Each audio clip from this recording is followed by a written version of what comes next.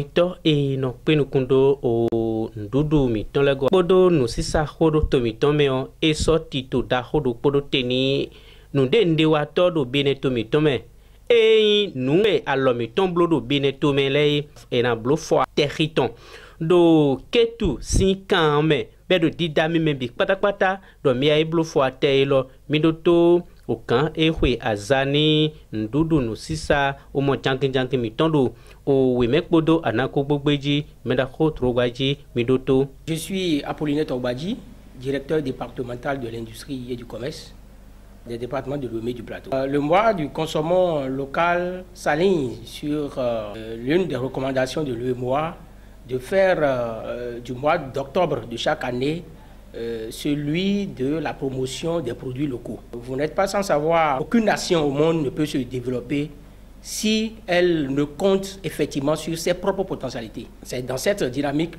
que le ministère du Commerce, à travers cette recommandation de l'UEMOA, a décidé de prendre le mois d'octobre de chaque année pour célébrer la production locale. Nous sommes à la deuxième édition cette année. L'année passée, nous avions commencé par le département de Lomé et nous avions organisé, entre autres comme activité, l'activité phare était la mini-foire que nous avions organisée au niveau de la place Bayol à Porto-Novo. Cette année, nous sommes dit que le département du Plateau aussi regorge assez de potentialités.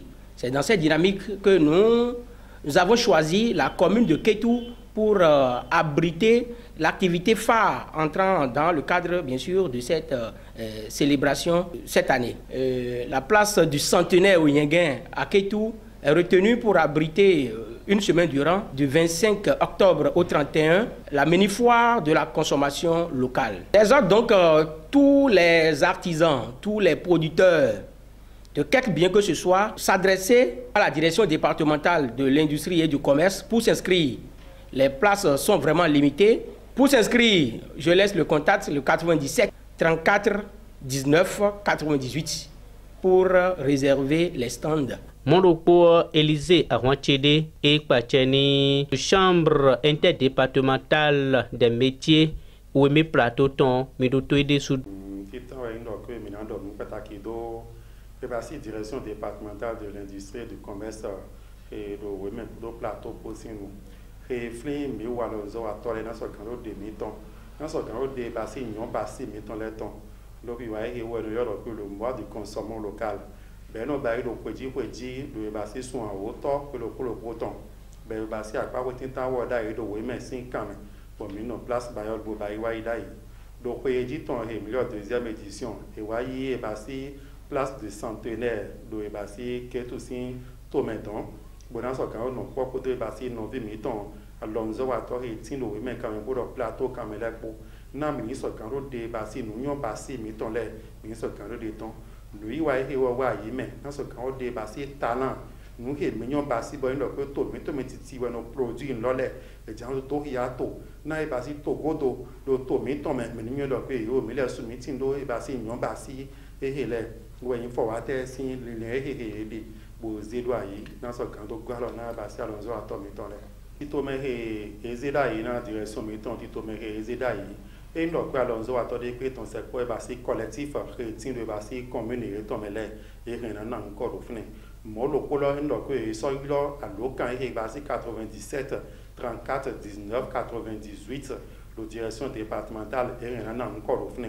Et nous sommes dans ce secteur, mais sur la chambre de métier, maintenant, doit l'Oria et bien encore, et rien encore. Dans ce canton, non encore. Maintenant, bon, on a donné à l'onzo à toi, mettons le docteur, il m'a dit Google, et parce que c'est dans la direction, mettons, Fata ou Aisé, Von ou Aisé, posé Bodo Guaronami, et ma bio question, mais des PPC, ou est-ce que et puis bio, mais là, vous pouvez pour ce canton, il y a un bouton, n'a mis ce canton, il peut être passé, non, passé, mettons là, il y a, nous, et où, et n'a pas, mais, doit-en quoi, tant, et passé, son meeting, bon, et passé, à Zan, pour le poteau.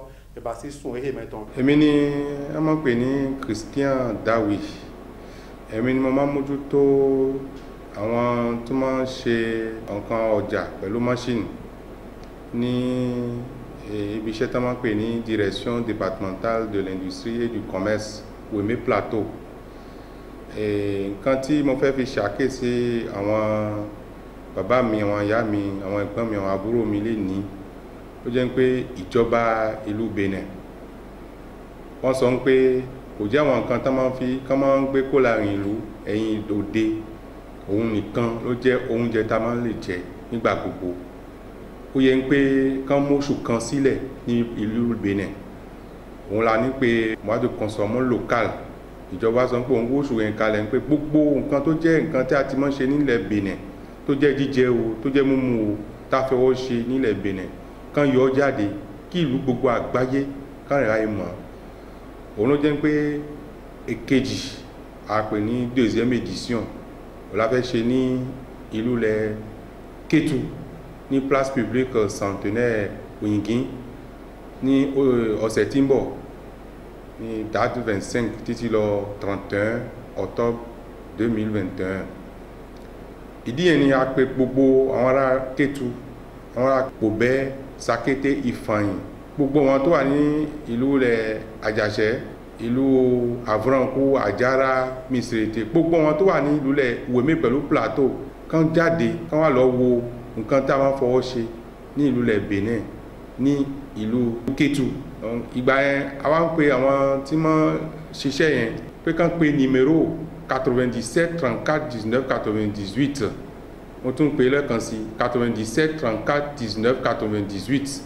Nǹkan tán máa ń ṣe tá bá ti pe nọ́mbà yẹn á fún wa lórúkọ wọn, orúkọ tán fún iṣẹ́ tán máa ń ṣe á fún wọn láyè. Ìjọba sọ pé kò sí dúà kan téèyàn fẹ́ san kó fi gba àyè kó fi lè ta nǹkan yẹn kó fi nǹkan tó ń ṣe yẹn kó fi ràn lú nígbà gbogbo nágo kí aago tẹ́ bá ti pe nọ́mbà yẹn a máa ń dá yín lóhùn.